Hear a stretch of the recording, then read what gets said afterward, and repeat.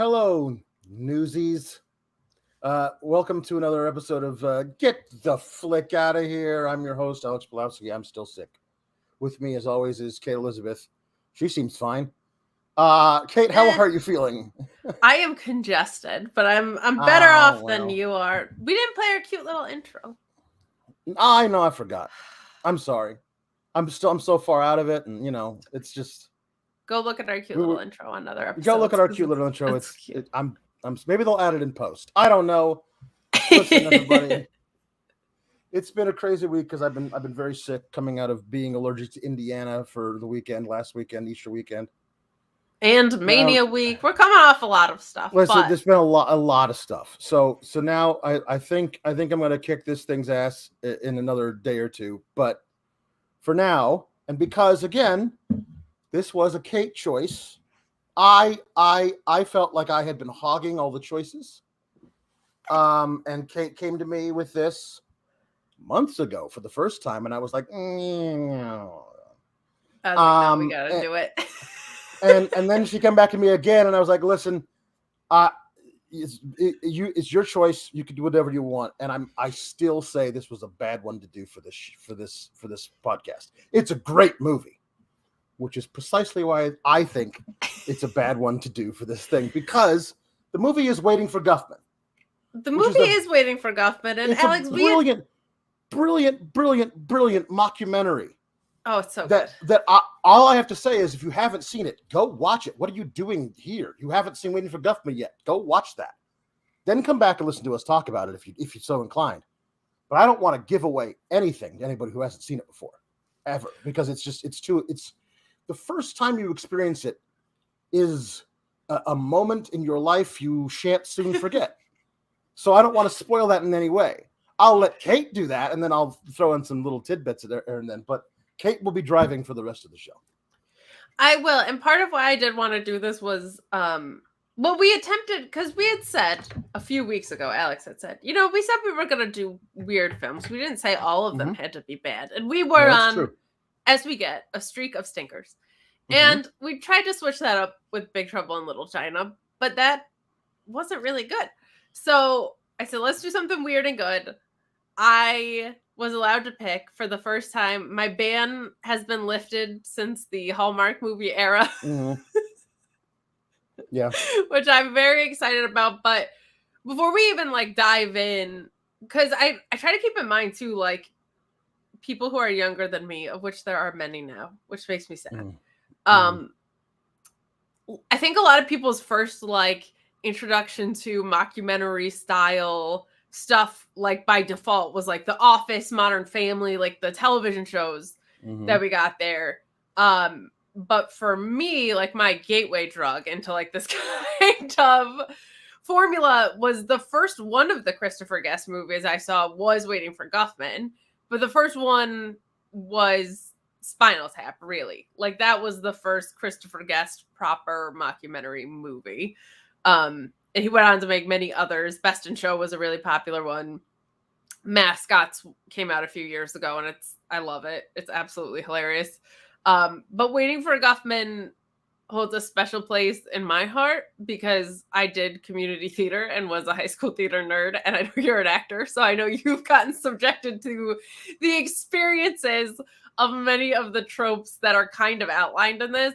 And so from your point of it being tricky to review, it is something that you do just have to go experience, because there's nothing in the movie that we can talk about from a plot perspective that is super groundbreaking. It's just a group of people putting on a community theater show in a boring town. But part of what I fell in love with about it, Alex, was I experienced some of the ridiculous, over dramatic reactions to things that you get in that community theater world.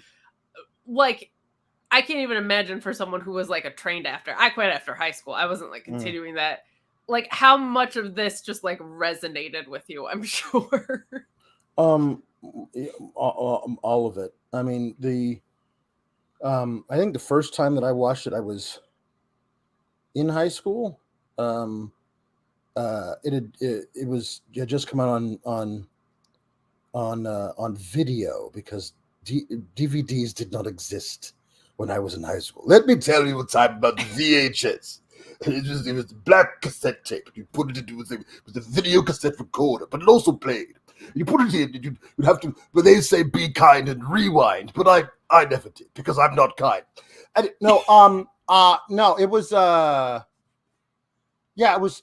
I was watching him with my high school theater troupe, and we were like, this is, everybody started just doing lines from it is the day of the show, y'all. Like it was just people would just walk around doing that anytime it wouldn't be like, oh, it's opening night. It was like anytime there was a show, he would just walk around and go, it is the day of the show, y'all. And that was it. Or you do I had a friend who had the DQ monologue memorized. Just come in, get a Coke. Get a Coke. If you're thirsty, get a Coke. So brilliant. Yeah, no, I watched all of this and immediately like knew most of it. And then as I got further and further, I was like, oh, that's in reference to that. That's in reference. Just the moment where they're all rehearsing, but they're building the set around them.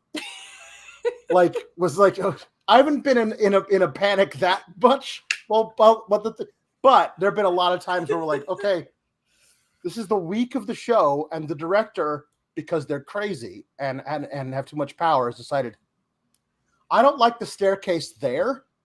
I want the staircase there. So we only have 2 days until the show opens.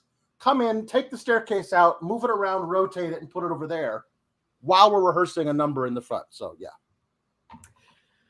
So we can, let's dive into the review of what this is, because the other part of this that is so fun is like, why would you make a documentary about this, which tends to be like a reoccurring Christopher Guest thing, which I love about his work, is that this is just a community theater play. It takes place in Blaine, Missouri. It is the 150th year anniversary of the town, and so there is an original production being crafted here as a part of that celebration. The town takes it extremely seriously. The opening shot is them with like a model of the town moving things around. There's a big discussion about the porta potties of the town and how there's a lot of seniors on the parade route. And then a guy comes in and starts talking about like the security they're going to need and where they should place snipers and all these things, like very, very, very seriously taken here. We learn about the history of Blaine, which is inconsequential and beautiful. Yep. Blaine, Missouri was founded by the great Blaine Fabin, who was supposed to lead a group of about 30 settlers from Philadelphia to California. And they settled on their way in Blaine because they had reached a town. They had set up a tent overnight. They were sitting in camp, and he said, "Do you smell the taste of salt water? We must have reached California." But really, they had obviously just reached the river. And there's even a line in there about how Blaine was able to convince them for a little bit that it was just low tide, but they soon realized that they had not reached California, but they loved Blaine. They wanted to stick around. They weren't upset by it. And we learn about the big show that's going to be put on through a direct descendant of Blaine Fabin, his great-great-great-great-granddaughter or whatever.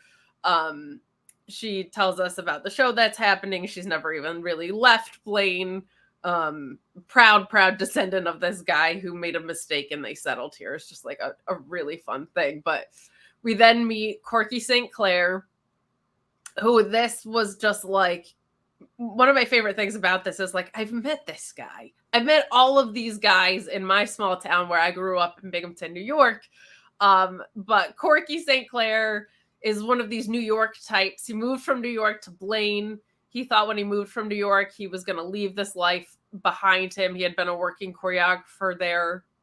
He had been a working actor there. He thought he was going to be in construction and have one of those sweeping hats. Just very, very fun thing. But darn it, if the acting life didn't pull him back in, he became a high school drama teacher. And then he founded the Blaine Community Players.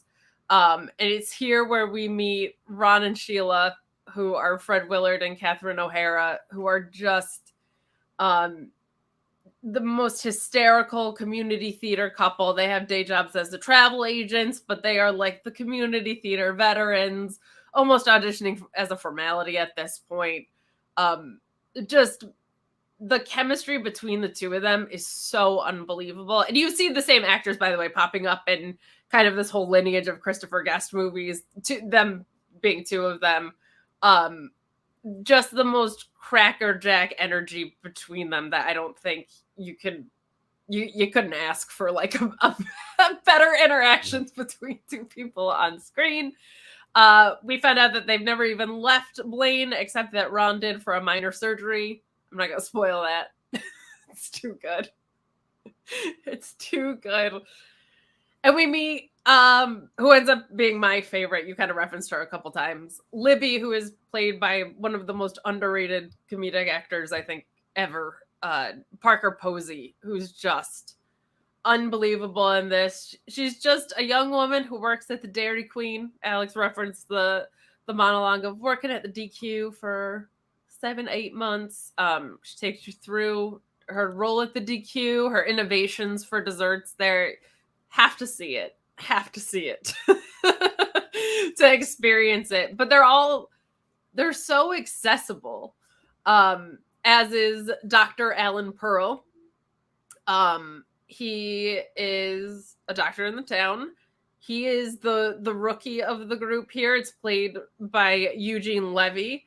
We also meet his wife, who she's a side character here, but her consistent reference to creative types like has never not made me laugh. And I've watched this movie a million times. Like, I think with these creative types, because there is like this weird thing, at least where I grew up, of like, even at this level, they operate in this way that is so completely inaccessible that like I can't even understand. And meanwhile, it's like her husband is a doctor, who is a generational talent. We find out his grandfather was very big in the Yiddish theater, known for the hit Bubby Made a Kishka.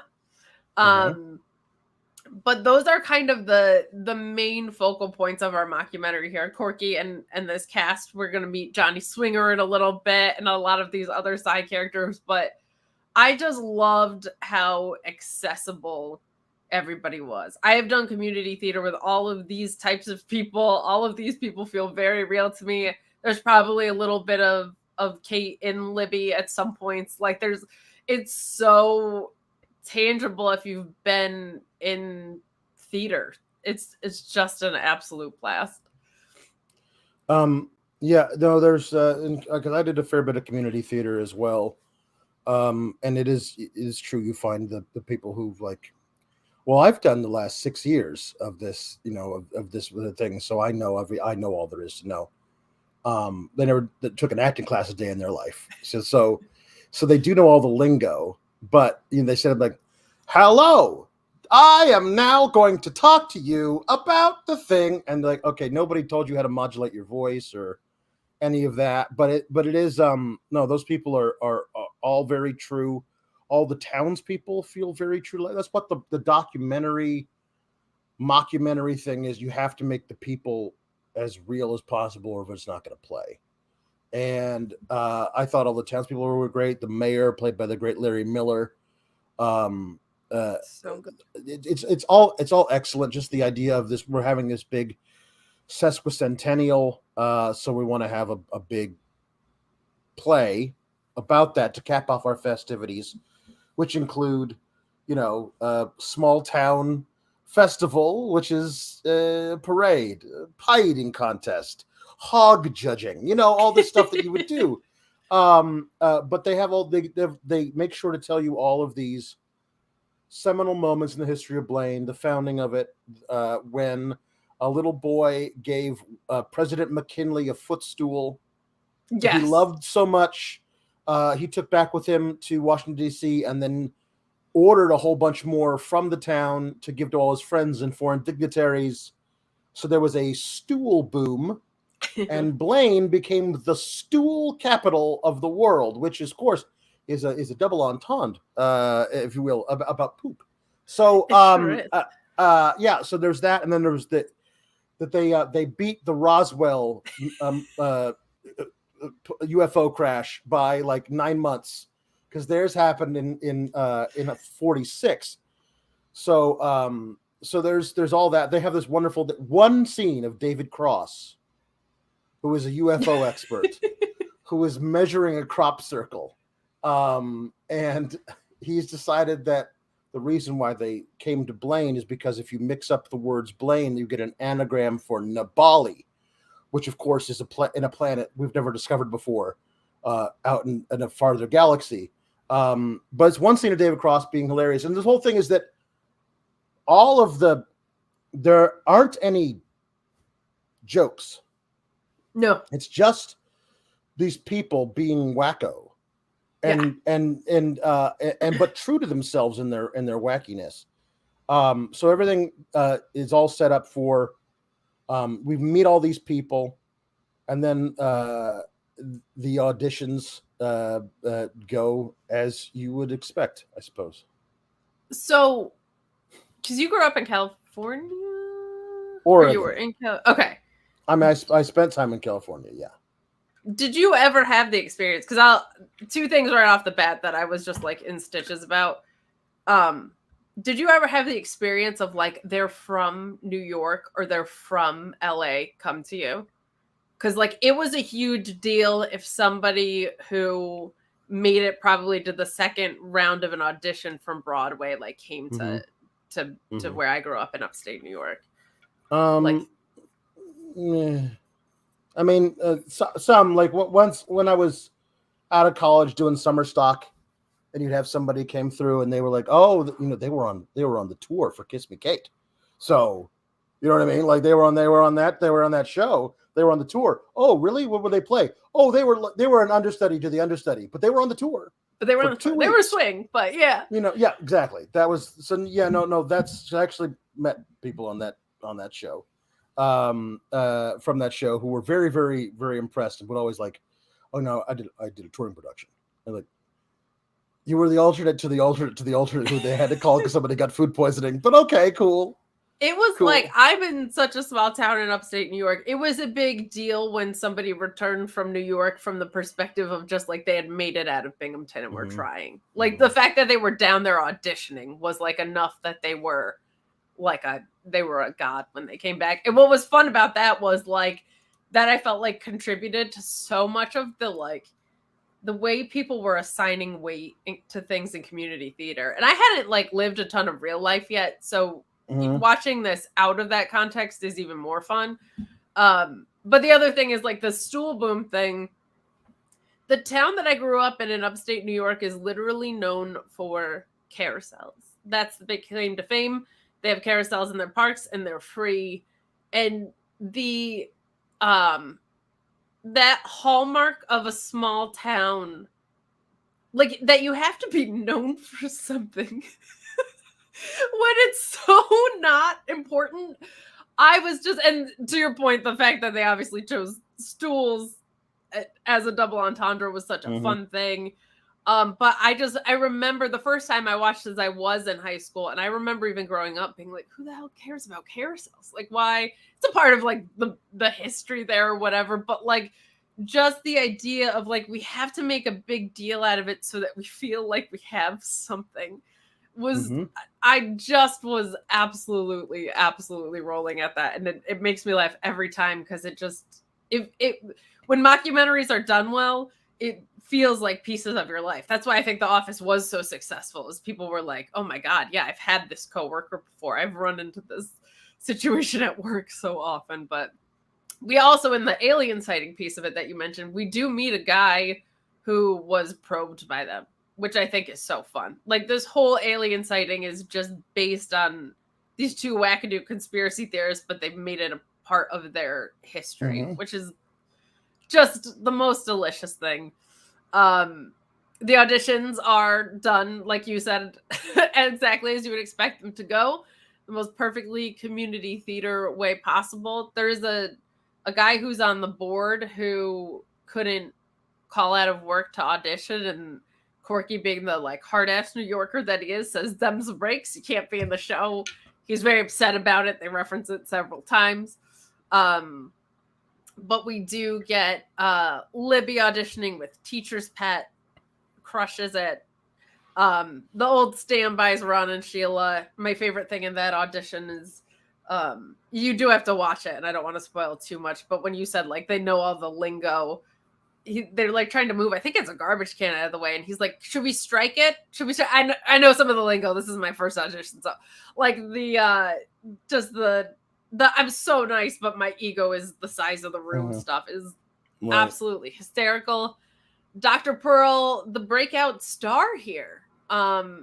He was kind of looked down upon by Ron and Sheila, like, what are you even doing around here? But the audition panel is blown away. And we do see some auditions of people that don't make it, which are great. We see a monologue from Running Bull. We see people doing theater tricks instead. But what's fun for this is like you just meet more depth of the characters that you already kind of met on a surface level as we're like narrowing in here.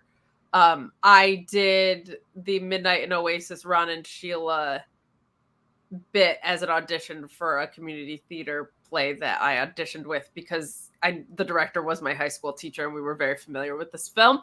I was inspired.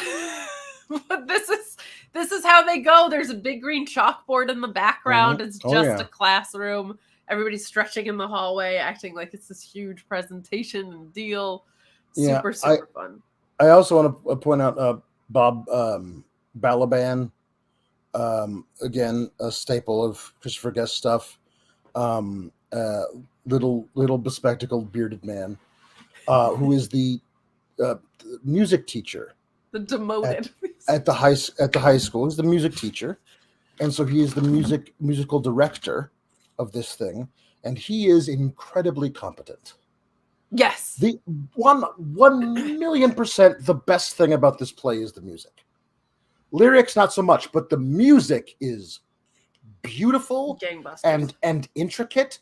I don't know where in this tiny little town in Missouri they found the clarinetist to play the clarinet part to the Stool Boom song, but like, come on. But I love that he is very competent, very serious about his craft, and knows that he does not have final say because Corky decides everything. So he tries to put in his 2 cents, and then Corky was like, "No, I think he's very good." Okay, well, all right, I'll just over here and be very, very repressed. I'll be very repressed as I write my notes. But that is a thing. That is very much a thing in the world of musical theater, is a musical director who absolutely knows their stuff and a director who has no idea what they're doing. And also because almost all directors in theater have incredible ego complexes. So the musical director who's like, I do think we're going to need some more time to work on this number. Like, no, they're fine. We're gonna go over here and we're gonna work through this over here. And always the musical director's like grits their teeth, just goes back to rehearsing with the band when he knows we're not. No, the chorus is not hitting those notes that we're supposed to. But I'm not gonna say anything because I'm just gonna collect my check and hate myself until I die. So. That's basically it. Yeah, a lot of music directors, a lot of music teachers at high school. This is also something that very much connected. Like so many times, that's like a classically trained musician or somebody who would spend 10 hours a day in their room playing piano if they had their druthers, and they like get put in these situations.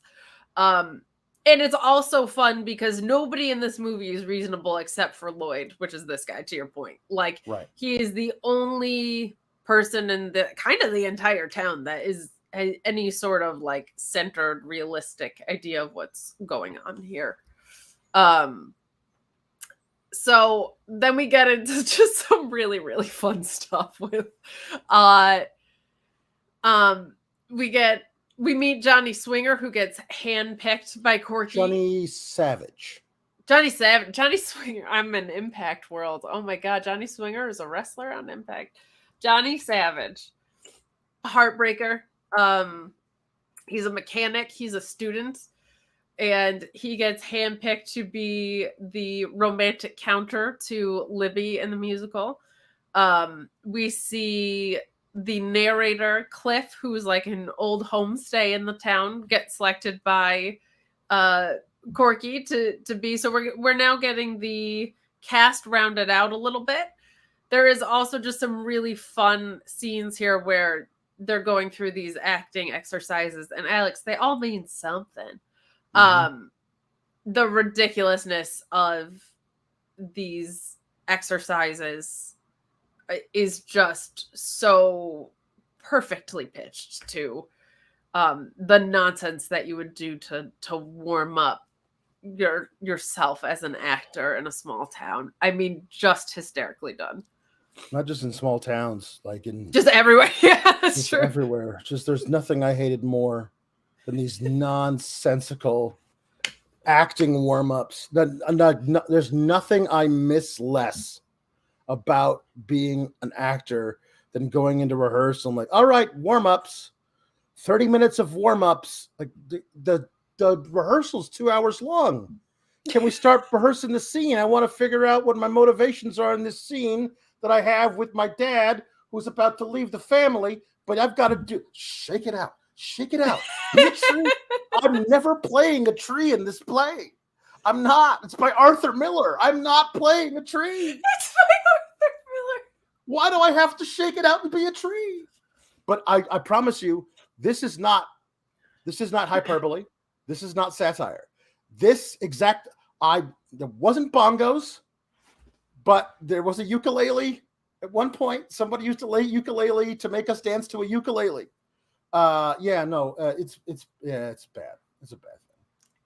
It's so funny. I remember my sister went to acting school in New York, and she, as a woman in her 30s now, like, she can look back on stuff through a different lens, especially because she ultimately ended up in a wheelhouse of like improv. So the exercises you do for that usually have a little bit more of an intention. But when she was like, when I think about the professors that would come in with their extremely serious, now not in the hindsight of an 18-year-old, absolute bullshit, and cracks her up. She was like, I weep for the dollars that my parents spent on some of the stuff there, because it was just the most up your own ass kind of stuff. But a hilarious scene in here, especially we see, Dr. Pearl's so new to all this, right? We see a lot of that being set in. And then we get what is one of my favorite performances that I've ever seen of someone acting drunk on television or movies. Catherine O'Hara playing drunk is one of the funniest things I have just ever seen.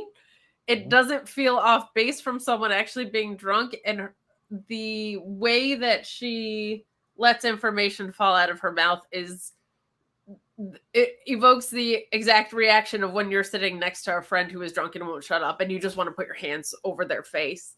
But they reveal what the minor surgery that her husband had to leave town for was. There's a very inappropriate conversation. I'm not going to reveal what it is because it's just too damn funny.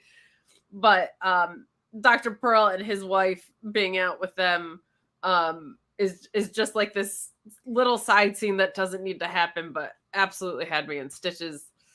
And then in the next scene, or the next practice we go to, is when we find out kind of like the big deal for this movie, which is that Mort Guffman is being sent to attend the play, the musical. He is a big New York guy, and the only reasonable conclusion that you can draw from finding this out is that it's very possible, and I would even dare say likely, that this production will be brought to Broadway. That's what Corky says. There's this really great line delivery of we might be going to Broadway. And just the idea that a musical that is crafted about a small town in Missouri Even the very best one ever done, Alex, just I don't think it's going to Broadway. It also has one performance ever. Yes, Like this is the only once. one. They're not showing it like 2 matinees, like a matinee on Saturday, evening show on Saturday, another matinee on Sunday, closing. They're not doing that one. That was the style back in the early days that I remember. But no, yes, definitely not. I love the idea that I send a bunch of letters to producers all over Broadway, and one of them said they might send Mort Guffman. Which is also just like delightful name. Hence we get Waiting for Guffman as the title of this film. And upon that news, Corky does the only reasonable thing here, which is to go and ask the town for more money. Maybe my favorite scene in the film, the way this unfolds. He asks for more money. It's a very drawn out, like, oh, it feels like pulling teeth, whatever. And the town says, how much more do you need? And he says, I need $100,000. And they laugh at him, sincerely thinking it's a joke. And they say that the budget of the whole weekend isn't even $100,000, much less for this show. And Corky is just can't believe it. Like, he's just not disheartened, but sincerely very upset and mad. And he doesn't know how he can work like this, and he doesn't know how he can put up with you people. And he's gonna go home and he's gonna bite his pillow, Alex. That's what he's gonna do. Mm-hmm. And then what unfolds next is just the most delightful unfolding of what feels like could very much be a real thing that happened in small town community theater. The next rehearsal, Corky no-shows it. And to your point earlier, Lloyd Miller, the musical director, steps up. He has also done this before. We find out earlier that he used to be in charge of all these types of things until the big New Yorker came in. Mm-hmm. And he says, why don't we work on some music? And then we'll leave some time for, rehearsing the rest of the show and dance. And all the cast members are just concerned about Corky. They leave rehearsal and they go to his apartment and they're banging on the door. My favorite line from this scene is Libby saying, come out, Corky, we want you to live. He is in the bathtub, distraught. And the entire cast starts reevaluating their life. They don't think the show can continue without Corky, of course. He is the heart and soul of it. Libby's going back to the DQ. There's all of these moments of, and I love it because it's just so genuine how much weight people assign to absolute nonsense and truly in theater, but in any environment where things become extremely insular, I feel like that's common. Like, I remember even my sister saying, like, when she was waitressing, she would, like, the amount of nonsense that didn't matter that would mean so much to you in those moments of someone stealing your table or someone getting something wrong or whatever. But just the absolute hysteria of, like, well, I thought my whole life was going to be different because I thought we were going to Broadway, but I guess now I'm just going to go back to my ho-hum life because Corky left the show. When you have someone right there who can guide you is so much fun, executed so well here. Did you ever have anybody walk out on a rehearsal? Sure, plenty of times. Yeah, I mean, it always got resolved very quickly, but it would be like, oh, okay, so, because, like I said, all directors are prima donnas who are somehow terrible actors, but got somebody to give them a bunch of money to put on a show. Carnies. But yeah, it's they're all. I won't say most. 49.5% of directors are head cases. So, like 50%. I won't give the majority to not head cases. That's very exactly nice. Half of directors are head cases. That's you're being generous on that. I am. I mean, so my wife was actually worked for a guy who straight up lied about who he was. Just lied. Like she was in the business. She was a stage manager and worked for a summer in South Dakota with a guy who straight up just lied. Like he said that he said he was up for, God, I can't remember the name of the award at Washington D.C. that he was up for like 6 of these awards for directing a show that not only did he not direct, did not exist, but like everybody thought he was so cool and so great, and they loved working for him. He was very much a quirky type, so everyone just loved working for him because he was so much fun. And then someone like, because they didn't have Wi-Fi and not everybody had smartphones, there was no service way out where they were doing.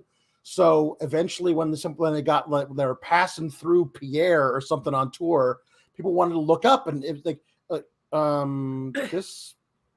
this guy's not actually nominated for, the show doesn't exist. They were like Googling all this stuff, and somebody confronted him, and he just quit because he got called out. He didn't have to tell the lie, just quit. And so the assistant director handled the rest of the tour. They were already on tour. They already rehearsed everything. They already opened. They were on tour through South Dakota for a summer, but he just quit. He left the tour. He went away. Nobody ever saw him again. He was confronted. He lied. He yelled, "This is all a horrible lie. You've lied to me. And I'm going back to my room." And then he checked out in the middle of the night and got in his car and left. And nobody ever heard from him again because he was called out in a lie he did not have to tell. Oh my, that is beautiful. So it was a traveling production and he just left in the middle of the night. Yeah, as far as I can remember. This was 10 years ago now. We weren't even married at that point. But yeah, no, I remember my wife being like, "Hey, you ever heard of this award?" And I was like, "What?" Because we were thinking maybe Gary isn't who Gary says he is. And I was like, because I didn't know who he was. I wasn't on tour with her. I was states away. It's like, could you maybe get on the computer and look up this for me? Because like also in his resume, none of the things were real. I don't know exactly. Was that even his name? Who knows? I don't even know where along the line he convinced enough people that he was who he was without being who he was, that he got the job directing this little summer stock production in South Dakota. So, wow. That's hilarious.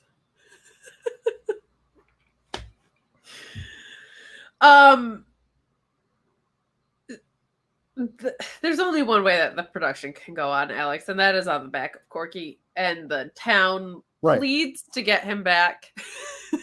Mm-hmm.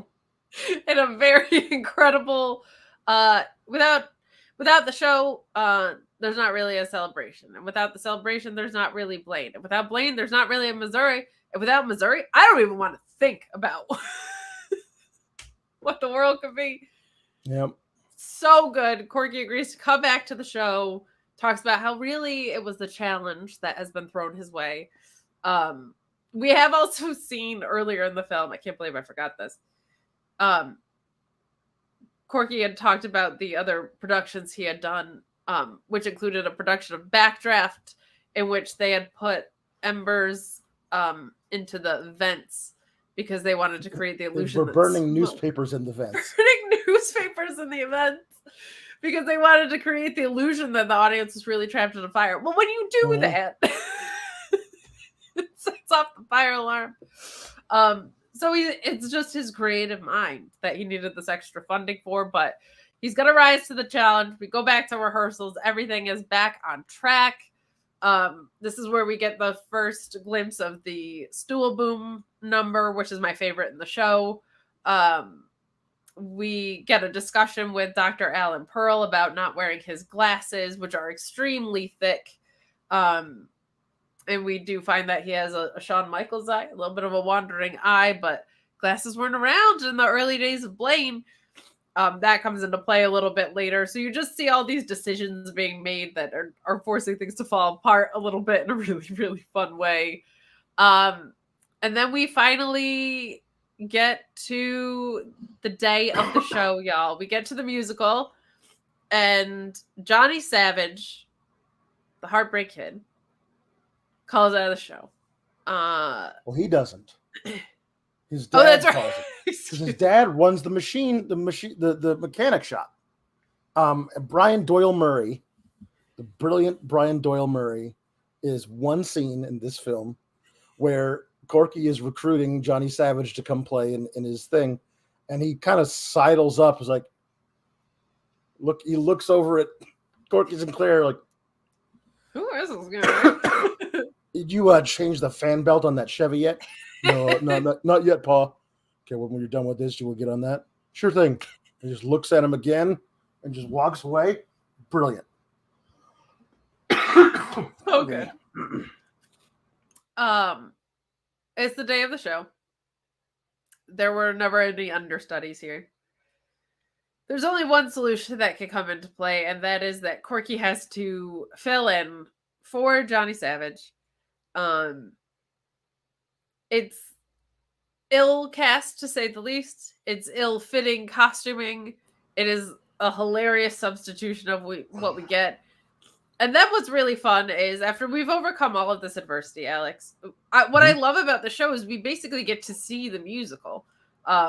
Yes. We see an intermission, so it's kind of implied that we're not seeing it in full necessarily, but like we get to actually see a few musical numbers. We get to see the narrator that they talked about do the opening narrating scene.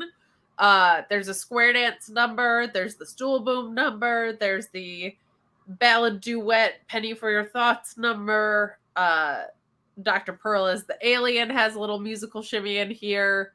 And I really appreciated about that we like actually get to see the show. Everybody's raving about it at the intermission. Did you have any favorite the stool scene is just like my favorite thing in the world. That's my big musical number from this that I love. Did you have any like favorite things from the actual show that got presented? Well, I think for me, the Penny for Your Thoughts ballad, if you extricate it from this and put it in any musical about like the 1920s or whatever, and you just said this belongs in this, and you showed it to somebody who doesn't know it any different, they would accept it.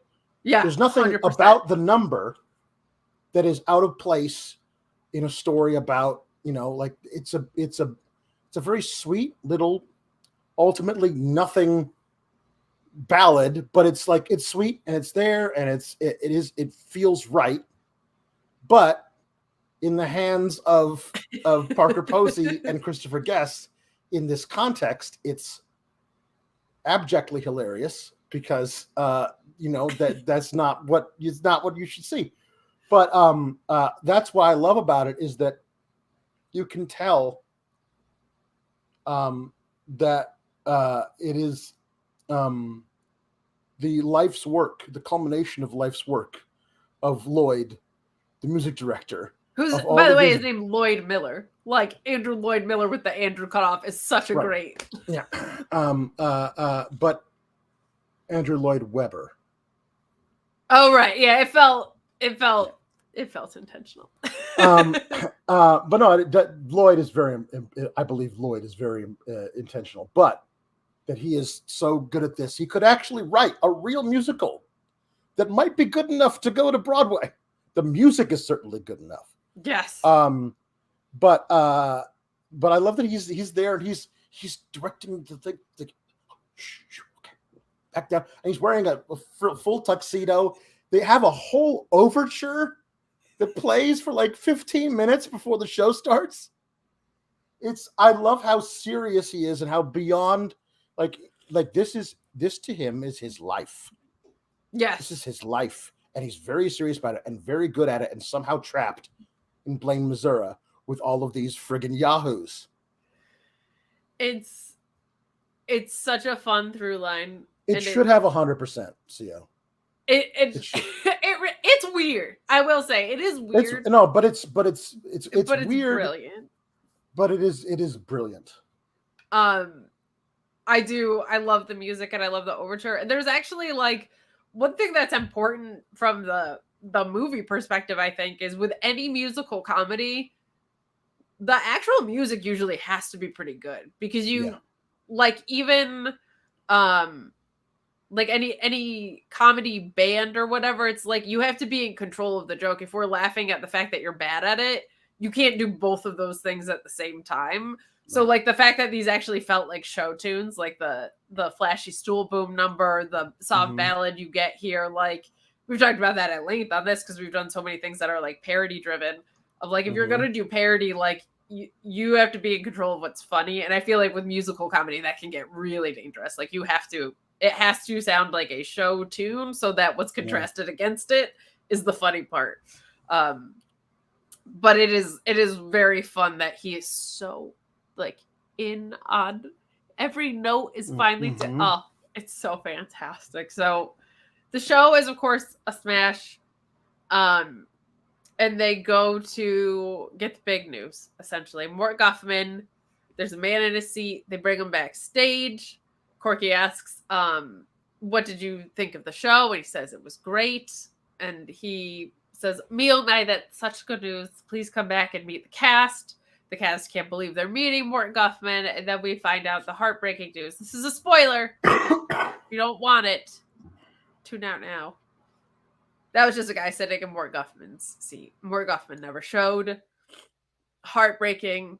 But really the victory is in the journey. But we do find out, and what I loved of the mockumentary style too, of we see where everybody's at in their lives now. How have their lives been affected by this musical? After the news, we find out that Dr. Allen is in Miami. He's playing the best hits at a senior home. Because he was meant to entertain, not be a doctor. He's following in his grandfather's footsteps, I think it was. With the song Bobby Made a Kishka is what he's playing when we see him on the keyboard in his Hawaiian shirt. Part of the through line of his character in that is like, he feels like he missed his calling. Like this is what he's supposed to be doing. So he goes to pursue it. Ron and Sheila are on a commercial set. Their dreams have always been for the silver screen. They have not been. Their whole role in this commercial is just that they're supposed to be holding, I believe it's a jar of salsa. And they keep just trying to overtake the set with their ideas, which is just a really, really, really fun thing. And we find out Corky moved back to New York. The first thing he did when he got back was called up Mr. Guffman, who was extremely apologetic about the whole thing, and offered him an audition spot for one of his upcoming shows. And Parker Posey went back to the DQ. Alex, she's stuck around. Different DQ. A different one, yeah. She's moving. She was on her way to New York, but then she found out that her dad got out of prison because he didn't actually kill anybody. So she's living with her dad in Alabama, working at a different DQ. It's true. And she still has so many ideas for the desserts and the evolutions of them. So many ideas. She could be a manager in no time. And so Corky also opened his own little curio shop near Times Square where he sells all of his things, including like a bunch of in-joke stuff. But it's cute. The one thing of that, because nothing in this movie actually does it, except for this, that triggers the Alex brain. One thing, and this is the only time I've ever noticed this before. I don't know how many times I've seen this movie, maybe a dozen times. They actually show the festival. They show people hanging out, eating corn on the cob. Yes, at the parade. Festival, the parade and everything. They obviously filmed it in a little town somewhere in the Midwest in the dead of summer because everyone's wearing cutoff shirts. Do you remember why? Because they gave him a telegram, a note, a message was left for Corky. Oh, you're Corky. right. who said Corky, like somebody comes, there's like the house manager comes in and says, "Here, I'm sorry, somebody called and left a message for you. I'm sorry, I'm just getting it to you now after the show." And Corky, after you find out that it wasn't actually Mort Guffman, it was Ron Loomis, who was just down from Deming. His niece had a baby, so he's in town for that, and figured he'd come see a show. And just happened that was the only seat left, was the one reserved for Mort Guffman. There you go. But Guffman says, "Huge snowstorm in New York. All flights canceled. Sorry, Mort Guffman." It wasn't. I mean, like, either they make a different reason for it, or that's an awesome, complete lie by Mort Guffman. I was gonna say, because it's the dead of summer. There's no way it's not summer. No, that's definitely not wintertime. Yeah, I was gonna say, because there's like climate differential, but for it to be that not that much they portrayed in Missouri, not that much. In Missouri, it's warmer than it is in some places in Missouri. It's warmer than it is in Chicago and in New York in the wintertime, but not that. Not snowstorm differential. I do want it to be a thing where like Mort had no intention of coming. Of course, came up with the worst thing possible. Sorry, there's huge snowstorms. Snowstorms. Well, the old "I gotta walk my goldfish" excuse. Yeah. Oh, that's so funny. I never caught that either. I mean, I'm not as detailed as you, but that's really funny. It's a curse. That's something I would ask Christopher Guest, because I need to know. Yeah, no. Waiting for Guffman is the first in these. I don't think it's the best though. What's your favorite? Best in show. Okay, yeah. I have a hard time picking, because like Spinal Tap is so unbelievable, and Spinal Tap's its own thing. Okay, if Spinal Tap is its own thing, like Best in Show is probably a dozen years before this one came out. Like it stood alone as its own thing for a decade. Nobody even attempted to make anything close in the same wheelhouse. Going it. Yeah. And Waiting for Guffman came out, and a few years later, Best in Show. But Best in Show, because you just get all the dogs too. It's so good. And yeah, there's just some stuff in Best in Show that I can't handle. It's so funny. It's not supposed to be funny, because also what I love is when Christopher Guest gets to play so dramatically against the different types of people he's played in the past. Yes, because the bloodhound handler who drives a giant RV, who says, nuts. Yeah, my mama used to talk to me about nuts, and now I can name all the nuts. Macadamia nut, like the way he says macadamia nut, and because it's also that's the guy who I just watched play Corky St. Clair, who's definitely not the macadamia nut guy. No. Well, yes, Houston and Chicago are very different. Missouri, I don't think it was 80 in Missouri when it was showing in Chicago, because Chicago was 4 hours from Missouri. So there's difference. But there's a difference. Also, 1995, I don't want to break it to you, but the climate was different back then. It was a little different. Because it was never 80 in Houston when it was snowing in Chicago in 1995. I guarantee you. Yeah, no. It's very possible that was intentional, like that they made that as a this guy never had an intention of going thing. Because I might have missed it, and you might have missed it until now, but I feel like Christopher Guest would.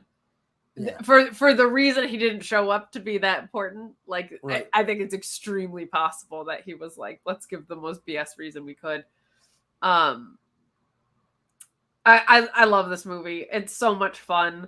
I'm guessing the 9% of people that didn't like it probably just don't like it. It hits a little different. I know people that weren't in community theater that love this movie, but when you feel like you've lived it a little bit, it does hold like I think a little bit of a special place. I loved Best in Show too. It is probably a little bit stronger than this. I loved the Mascots one that came out a few years ago, was great too. But Christopher Guest using this format to tell stories about these extremely trivial things, but using mockumentary style to lean into the fact that if you're making a documentary about something, it's automatically important is just a continually very fun thing. And the cycle of actors that he brings in for all of his work is just, it's a blast. They're all perfect. Keeping this flick in so super hard. Inarguably. Not even a question. Have you seen any of the Bill Hader and Fred Armisen TV show documentary now? I haven't, and I need to. It's so good because they're short form, but they're also, all of them are lampooning specific famous documentaries. Oh, okay. So like they're parody mockumentaries of other real documentaries. Oh, that's so like fun. the level of like intricacy of all of it, and again, none of that would be possible without Christopher Guest's work here. Yeah. It's one of those things of like, for 9% of the population, that was this wrong. movie's just too weird. Like, I don't understand, why do we supposed to care about these people? Like, kind of a thing of like, I don't understand. Like, a mockumentary is a weird thing to do, just as an idea for a movie. And there are 9% of the population who are wrong, for whom that won't work. But for the other 91% of you, give this a shot, because it's brilliant, and the others as well. Best in Show, Mascots, A Mighty Wind. A Mighty Wind, I forgot. Yeah, which is about folk music. It's so good. A Mighty Wind's great because it brings back guys from Spinal Tap. Because it's all about music. So we get Harry Shearer comes back, Michael McKean comes back. So they actually get to watch them play their actual instruments, because they're both brilliant. That's the thing about Spinal Tap. It's amazing. It's all them. Like, it's them playing the music while doing the characters. The soundtrack's perfect. Spinal Tap's like, if you haven't seen Spinal Tap, I don't like, you have to see Spinal Tap. Yeah, no, shame on you for that. Yes. I mean, I want. That's interesting you said that about Bill Hader and Fred Armisen too, because one of my favorite SNL sketches ever, and it is widely known if you've seen stuff from me, that I hate pop punk. And they did one of the most brilliant, underrated in my opinion, sketches of a fake band, very much like a behind the scenes VH1 documentary type format, where it was a fake band where one of the members just thought that Maggie Thatcher was great. Yeah. Which is so brilliant. It was just this, hey, they were like, we thought he was back when he released Living in the Gutter, but then he came back with, hey, Maggie Thatcher, you're all right. And we just thought, like, it is so perfectly done. It makes me really happy to hear that Fred Armisen and Bill Hader are killing it with what they're doing now, because I always loved that. But yeah, this was like a pretty, for the time, like groundbreaking format, and we see so much of it, especially on TV now. It's kind of funny to think like it took a couple decades for it to catch up on television, because it's a different world there, because you've got seasons, right? Not one story, but very fun. Yeah, definitely weird, definitely first of its kind, but go watch it if you haven't seen it, because the medium is the message here. There's nothing we can say. You have to see it. That's the other thing, you have to see it. So we'll pick something more, I don't know, lampoonable next week. I don't know what it'll be. Something more to sink our teeth into. Yeah, exactly. Yeah. So I'm 2 for 3 in a weird way. Like Marcel the Shell, I think, was mine. That was a home run. Yeah. Swing and a miss on the old Hallmark movies. Yeah. This one was somewhere in between, in that it was really fun to watch, but it's incredibly hard to review. Yeah.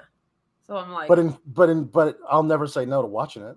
Yeah, it's a good one. And if we've introduced even one person, just one person out there to Waiting for Guffman, and therefore the rest of the Christopher Guest's work, then it's worth it. It's the Lord's work we're doing. Wait, no, it's very important work that we're doing. The Lord's work indeed. Until next time, when we will do more of the Lord's work. Next time we will tell you whether or not we're going to get the flick out of here. Bye, everybody.